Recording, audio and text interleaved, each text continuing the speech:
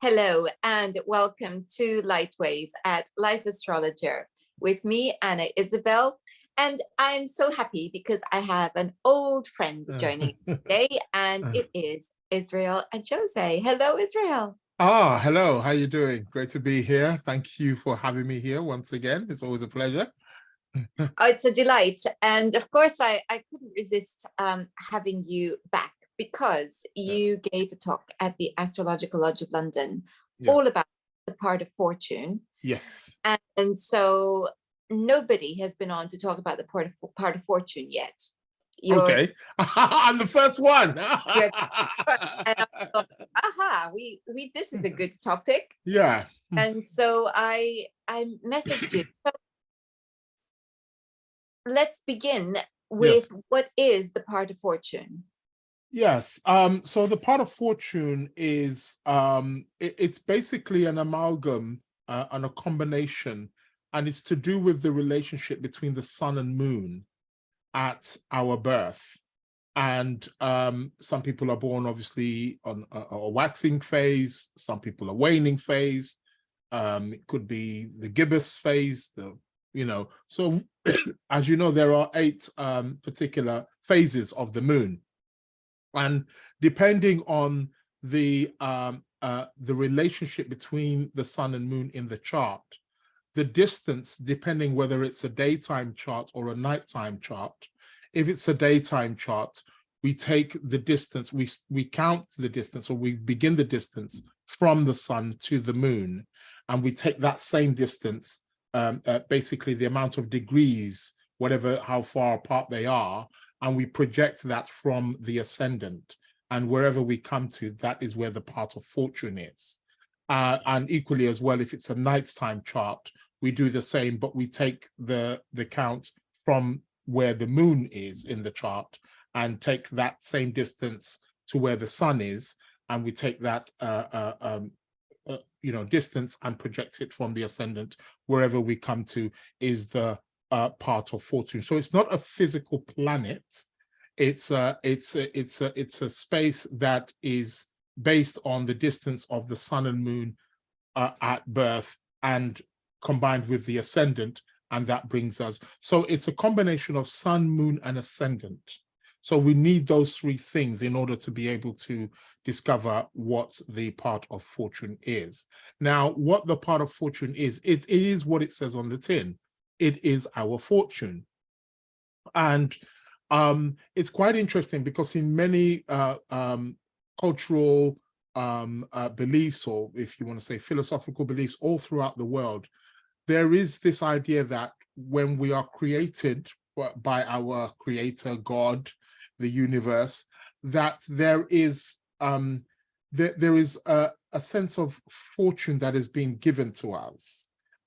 In some cultures or some understandings, they say we have talents perhaps that are given to us, and it's these talents, if we put these talents to work, they're able to provide for us, they're able to support us in some kind of way. Of course, in this day and time, it obviously would equate to money. So the idea that everybody has fortune, and we are somewhat like pirates, trying to find, you ever watch these old movies with the pirates, and they have this scroll and it's got an X on it, and they're looking for the X, where X marks the spot, and that's where the treasure is, and that's where the fortune is. And obviously in history there's been pirates that have been known for sailing large distances, trying to discover treasure that has been buried or something that beneath the earth somewhere. And basically, this part of fortune in the chart enables us to be able to understand parts of where we can be very fortunate in life, how we are supported, how we can get support from our environment, from our surroundings, when we cultivate where the part of fortune is. Now, I know for many people, they say, oh, but I thought the second house is the house of money. And yes, it is the house of money. And the second house may actually be showing us more about our attitude towards money and our psychological affiliation with money, more than how we get it. And the part of fortune seems to show more about what we can do when cultivated in terms of how we can get money in order to support ourselves. The three major things in life: food, clothing, and shelter. How can we, get a support, whether from our work or from what we do, that can provide that for us, so we can live a more fulfilled and comfortable life. So I was just thinking a number of things, obviously, as when I'm listening, and the first thing that I thought about, which I always think about when I think of the part of fortune, right, is of that medieval image, which I think possibly is older than the Middle Ages. Yes. Fortuna. Yes. The wheel, the wheel. Yes. Yes. And it's the wheel of fortune, yes. and I can, because it's also the lot of fortune, it's part of fortune, it's the lot of fortune. That's right. So, there's that feeling of destiny, that this is your lot. Yes. And so that everybody has their lot in life. Exactly. And this is your lot. So that there's a bit of destiny attached to this. Yeah. So I can hear, the person out there who's got their lot in the 8th house. Right. So I guess the question then is, if there is an element here that's to do with your luck, and everybody's luck is not necessarily evenly distributed, as we know. Right, they're correct. How do we deal with that? Yeah. And what happens if it is, next to Saturn in the 8th house? Good question. Well, and just the words that you're using there, yes, in terms of allot, and it's where we get the root word allotment from. Where we have a piece of land where we grow something. So they're all part of the same fabric and same understanding. And yes, we are all allotted something. And whatever that thing is, it has to be cultivated in some kind of way. It has to be worked. It has to be embraced. Nothing's just going to fall on your lap. Although some people do. We know people, of course. I won't mention any names, but I'm sure we know people, whether they're high in society or whatever, who maybe have been born into some kind of privilege, in some kind of way. But and even those people, they still will have a part of fortune, and it will still have to be cultivated in some way, shape, or form also as well. So things don't just fall on our laps. Although some people do seem to be able to attract wealth or what we would perceive as fortune more easier than than others, and that's just an aspect of life. We all have something in life that comes easy to us, or sometimes we take it for granted, and and things of that nature. But then going to your question, the part of fortune in the 8th house. Well, we know the 8th house, for example, is the house of other people's money, other people's resources. Yes, it's the house of inheritance as well. So it could be alluring to, depending, we have to see the planet that rules the sign that the part of fortune is in as well. That is also, we have to pay very, very close attention to that. And also other aspects, but you mentioned an aspect, if Saturn is next to it. Yes, we have to look at the condition that Saturn is in, because if it's Saturn, for example, in Capricorn or in Aquarius, the traditional ruler, then that's a happy Saturn, and it's a Saturn that will work very, very well. So, but of course, it could be in another sign that it's not so happy. Let's put it in Aries and see what happens. Yeah. He's in a foul mood. Yeah. We're part of fortune. Yeah. So okay. So he's not in a happy mood. But what that would mean is that it doesn't mean to say that you're not going to get any fortune or you can't get your fortune. With Saturn there, it will definitely indicate that, okay, it's probably going to be a bit laborious. You're going to have to, put in a bit of time, a bit of work. We know Saturn represents maturity, and that is going to be put in, into it as well.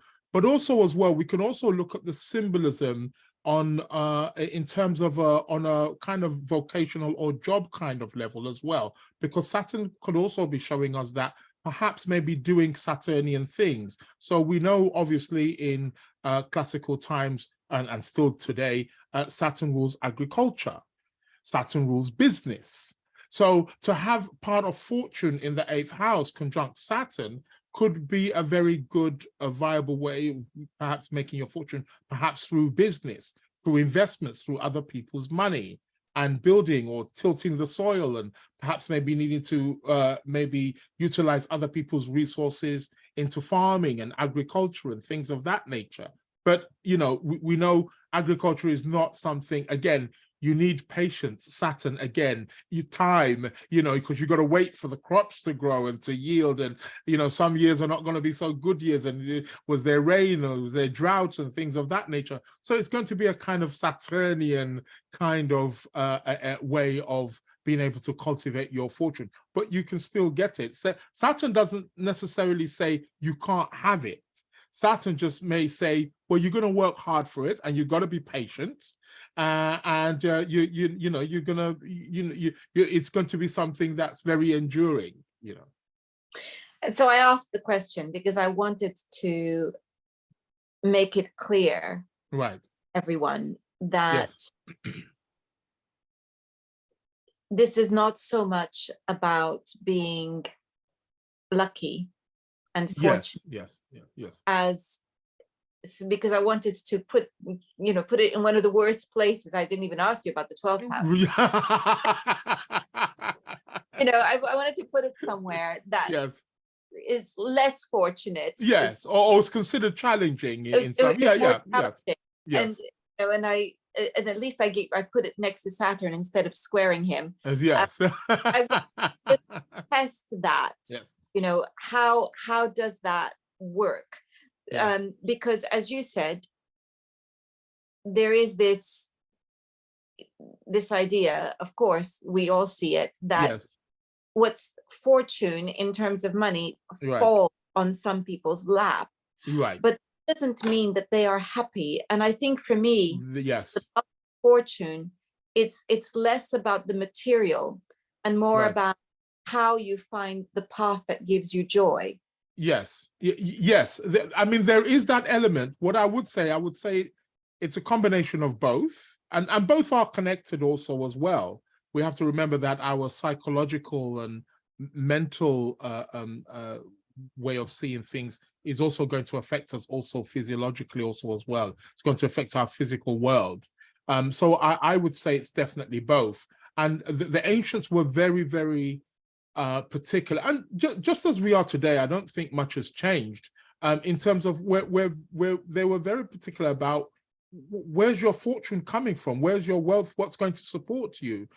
They were very practical and pragmatic about life. You know, are you just going to be destitute, or things going to be difficult for you, or are you destined for great wealth or you know, great fortune in life? And I don't think there's nothing wrong with that. I think there can be extremes, definitely, for sure. And I think that's also perhaps a projection of our mentality on money and in and around money also as well.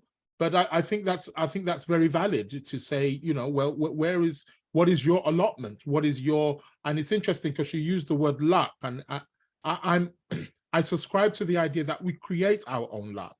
There is a saying that luck is when destiny meets opportunity. You know, where you see an opportunity and you take it. I mean, recognize it as well, because yes, you know, there have been so many studies that have shown yes, that pessimists miss opportunities because they don't recognize them as opportunities. Right, and right. Equally, optimists get themselves into hot water, Right, but don't see it as having got into trouble. So they believe they are lucky no matter how bad things get. You get, right, So, yes. so there was a particular study where they were looking at gamblers, or people who were, hang on, they're not gamblers as such, but they were given the opportunity to gamble. Right. And then at the end, they took the self-professed pessimist and optimist and asked them how they felt they did after a series of games. Well, you Right. know what's going to happen. The optimists overestimated their wins, Right. underestimated They their were right. Yes, so exactly. they saw themselves as having, lost most games where perhaps they hadn't, and Right. vice versa. And that really is very key, because it's showing us that we have to recognize opportunities and Yeah. sometimes be willing to take a punt. Most definitely. And it's kind of like a Jupiter Saturn kind of thing. It's kind of a expansion contraction kind of thing. And again, we can always go to the extremes of either one, and either extreme can be fatal in some way, shape, or form. We could miss out on something. We could overdo something and overdo it, and through that there becomes a loss, or become so sort of like rigid in our way and so timid that we also, again, get the loss also as well. So it can work actually both ways. So, but I think this is where astrology is very extremely very useful for us who are astrologers, or for anybody who's interested in astrology, because it can give us insights as to how to perhaps approach this. And again, and through that will give us a lens through how our psychological way of being and our approach towards finances and fortune in our life, and how best to be able to manage that and cultivate that depending on where the part of fortune is in the chart. It's quite interesting that you use that example in terms of, well, part of fortune in the 8th house conjunct Saturn, and somebody's chart comes to mind. He doesn't have it conjunct Saturn, but he's got it square Saturn, and he's got it in the 8th house, and that's Bill Gates. Now, now you would think, that, hold on a minute, what's going on here? Saturn's the ruler of his part of fortune. He's got it in Aquarius in the 8th house, and it's square to Saturn. It's not the kind of person that you would, we'd be thinking, oh, it's conjunct Jupiter or something with all the kind of money that he, that he's got. But he's managed to cultivate that in the best way possible, and it's actually worked for him. And he's, we know how much he's worth, or we don't know how much he's worth, but we know it's a lot of money.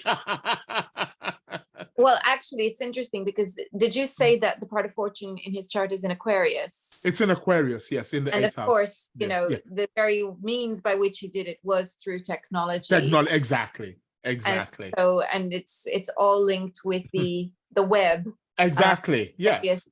And so on. That's correct. Yes. And yes, there he is with it in the 8th house. Plus world domination. So so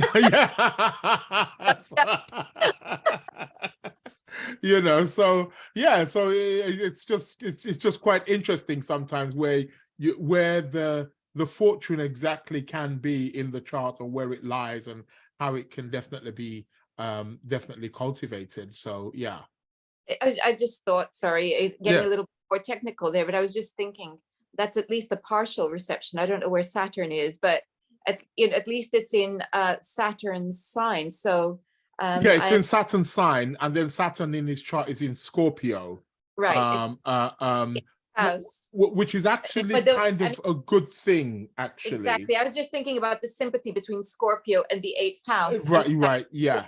Fortunes in Aquarius. Yes. We're getting at least a partial reception. Yes. And there's a reception there, and also as well, one of the rules that the classical traditional astrologers would also apply is that if the planet that rules the sign that the part of fortune is in is angular to where the part of fortune is, it's very good.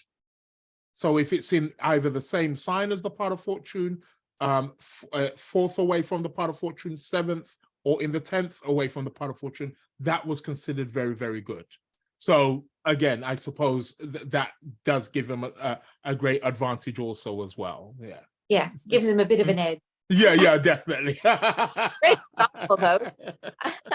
Because I think, again, what it's showing is that it's what you work at. It's what it's handed to you, but you have to do something with it. You've got to do something with it, yes. And just like an allotment, like what you said with your lot on allotment, I can give you a piece of land, and that's nice, but What are you going to plant on it? You've got to tilt that soil. You've got to put the seeds in. You've got to water it. You've got to nurture it, and you've got to cultivate it in some way. If not, it's just dead land. It's not doing nothing. You know what? It's making me think of a story in the New Testament about the talents.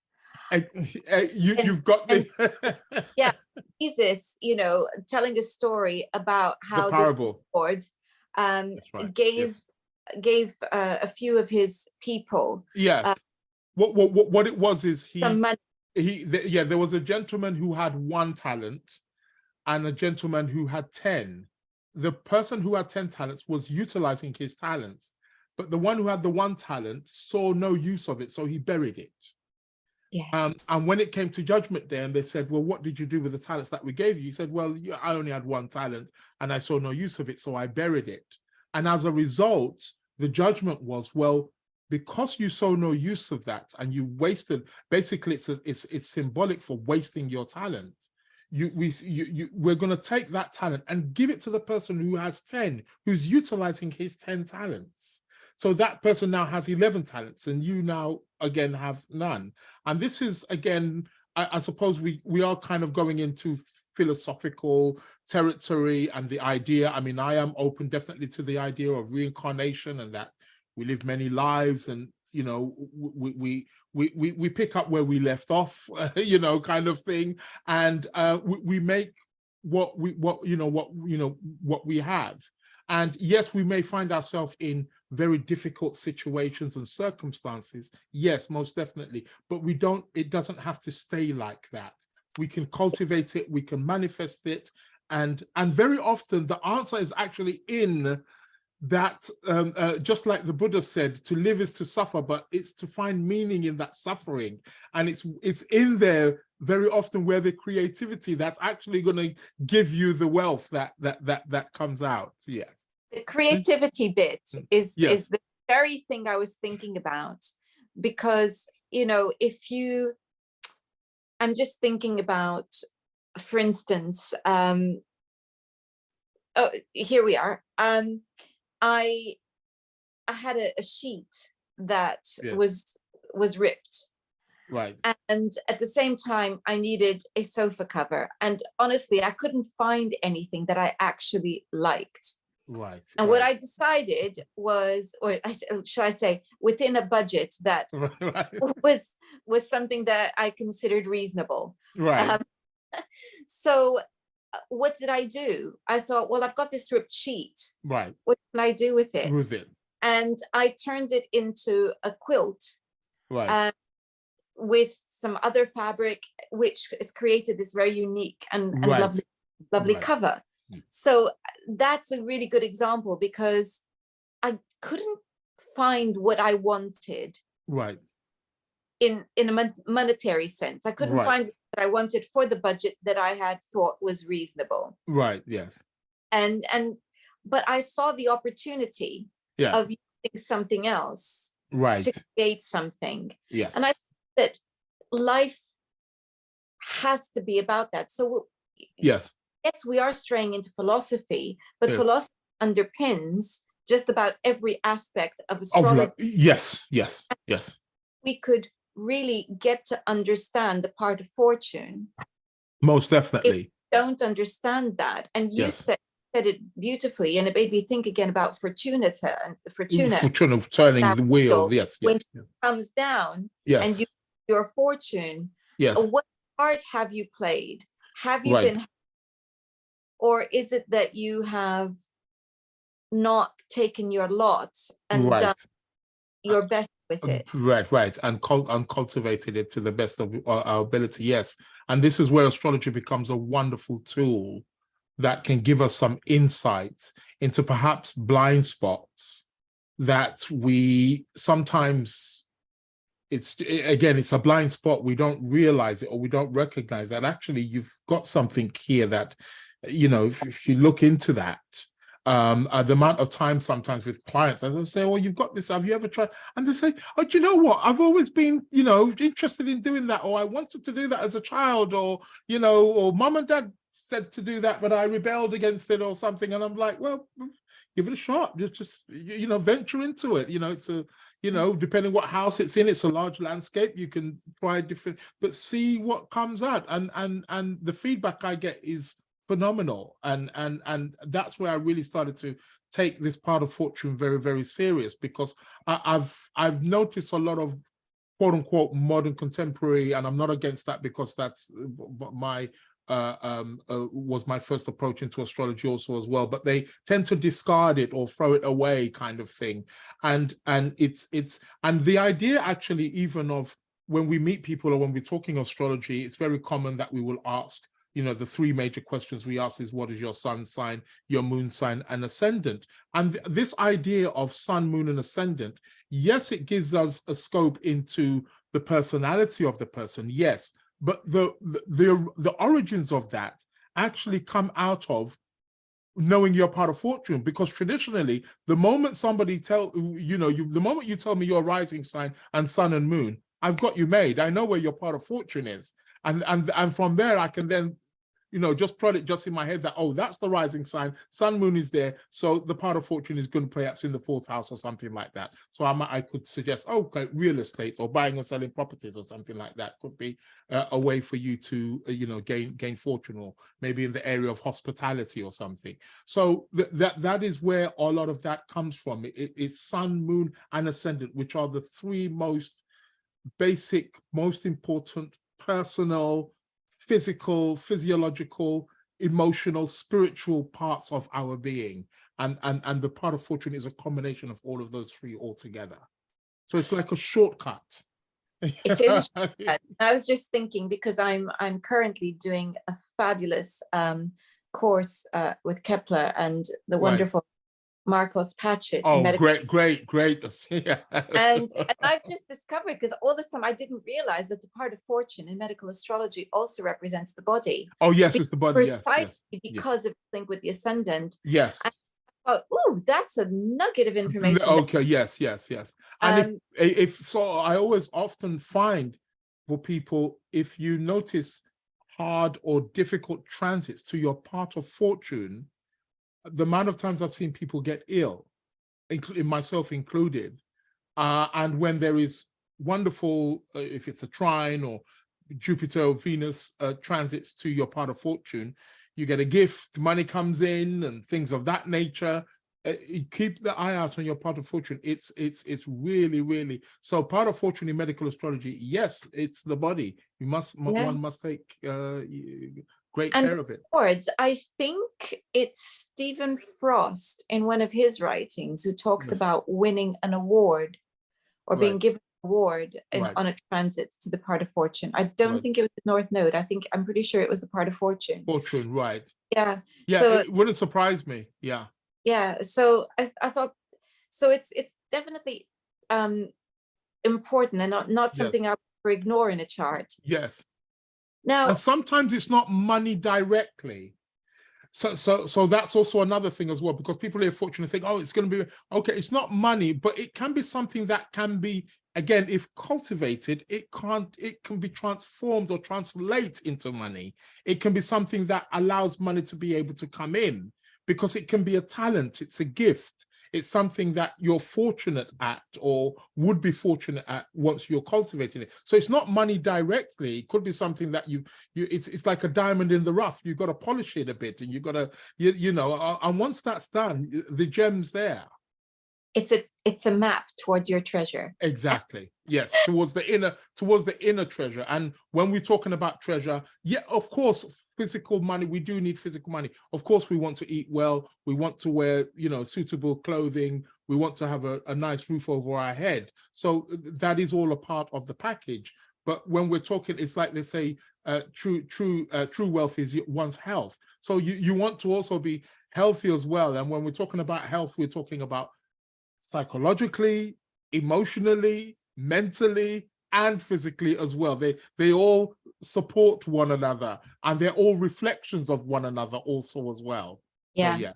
Which is why I also think of it as something that's linked with joy and where we find. Oh, most definitely, yes. So how did this come about? How do we how do we decide to do some sort of magical mathematical configuration to create not just the part of fortune, but there's so many parts, you know. There are so many parts. Tell Yes. us about the origin of the parts. Yes. Well, the origin of the parts actually are Greek. We find them in the Hellenistic periods.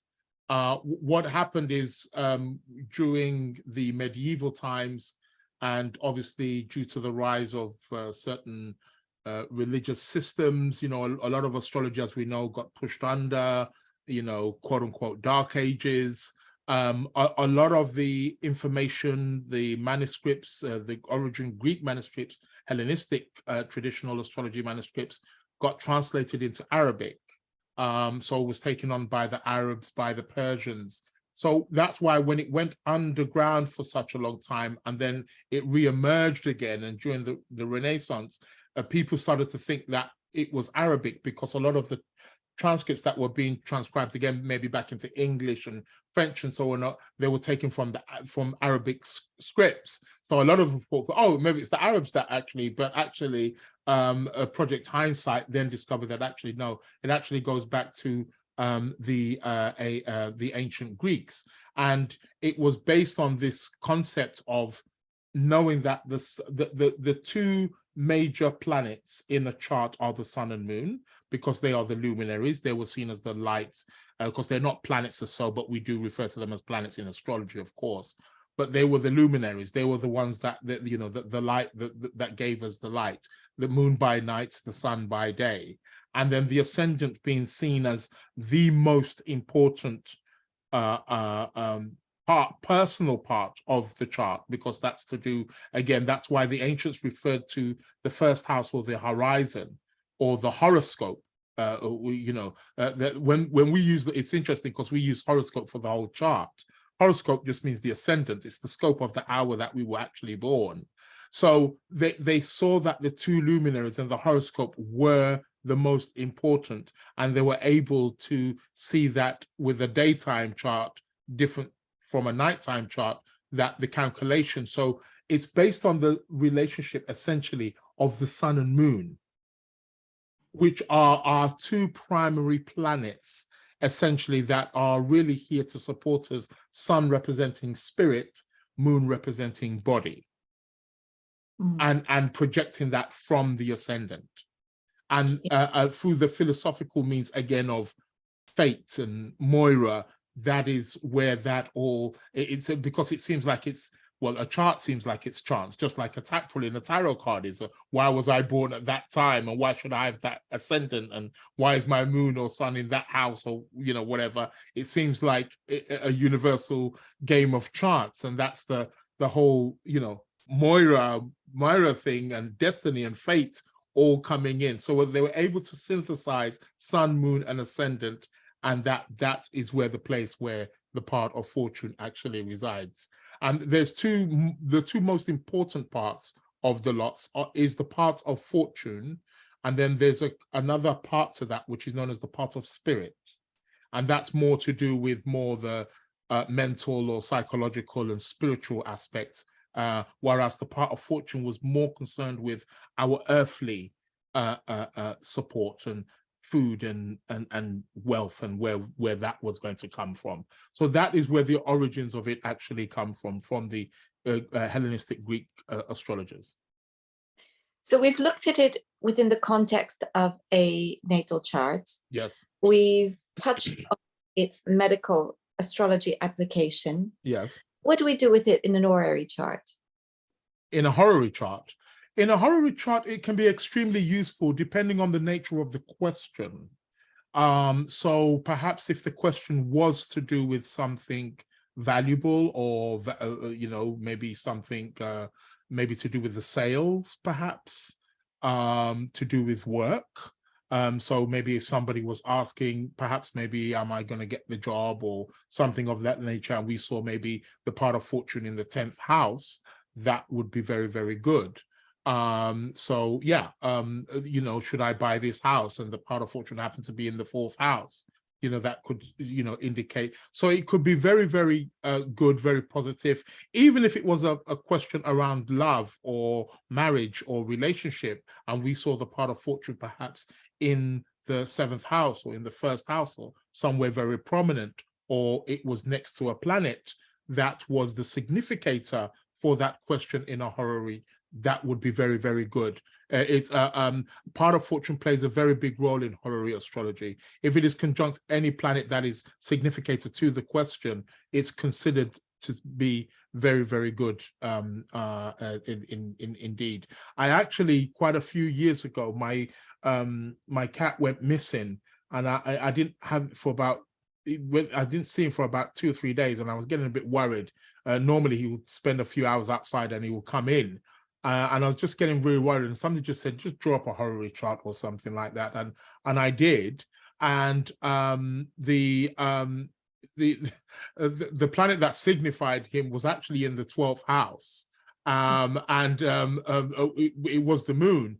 Interestingly enough, but it was exalted in Taurus, and it was right next to the part of fortune. So I thought, okay, not to worry. The moment I said he was probably out there having a nice time somewhere, and surely enough, the next day, came strolling along like nothing had happened, and wandered back in the house again. Okay, so so those are the kinds of things that, in terms of how part of fortune, also in sports astrology as well, for people who use astrology to predict the outcome of sports, part of fortune can be also used as well very often. Perhaps maybe it's in the 7th house or it's in the 1st house. It can indicate maybe the opponent's going to win or the favorite is going to win. Part of fortune is also used in that as well, so can be used in all factors of life. Well, I think it's wonderful, because to just be able to outline it Yes. for everyone, hopefully it will encourage people to go and find their part of fortune. Yes, definitely. And to have a look, just look at the sign that it's in, what planet rules it, and do pay close attention also to the planet that rules the sign that it's in as well, because if that planet is also under any kind of pressure, whether it's in the natal chart or by a transit, it will affect the part of fortune also as well. And also look out for your part of fortune and see when, I mean, my part of fortune is in Scorpio, and the ruler Mars is in Aquarius. And again, a few days ago, I had Jupiter, when Jupiter was in Aquarius, went over it, and boom, got all this money, and then Saturn came, and then boom, took it away. I was like, what the hell's going on? Fortune. I tried my best to just hold on to it, and it's like, no. And before I know it, I just saw the bank account just drop, and it's like, oh God, yeah, take it away. Yeah, when some them. Exactly. Oh, Great well, stuff. Israel, that's marvelous.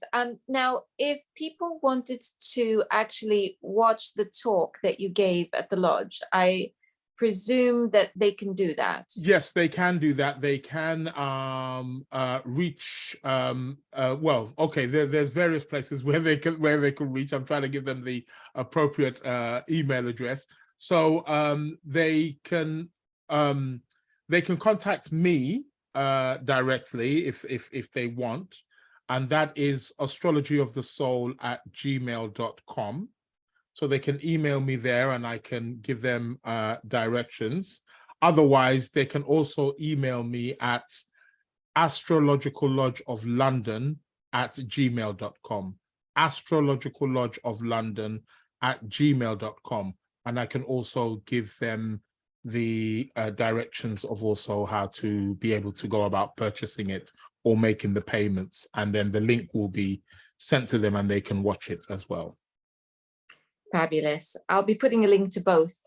Oh, thank you. Thank you very much. Thank you. Along with the link to the Astrology Lodge's website. Yes. So astrolodge.co.uk. Yes. So that people can check out the fabulous program that you. Yes. Oh, thank you. Thank you. Wonderful. Thank you so much for your time today. Thank you. Thank you. Thank you for having me, Anna. Always a pleasure to be here. Always a great pleasure to speak to you. And I love the way you ask questions and you unpack things. It's, yes. Great fun. Thank you. And thank you all for watching. And today I would like to give a special thanks because we are coming up to the 2nd anniversary of Lightways. And so I would like to thank my wonderful guests like Israel, some of whom come back time and again to provide us with such amazing content. And I'd like to thank you, the audience, for your support as well. And here's to another year. Until next time, goodbye. Thank you. Thank you.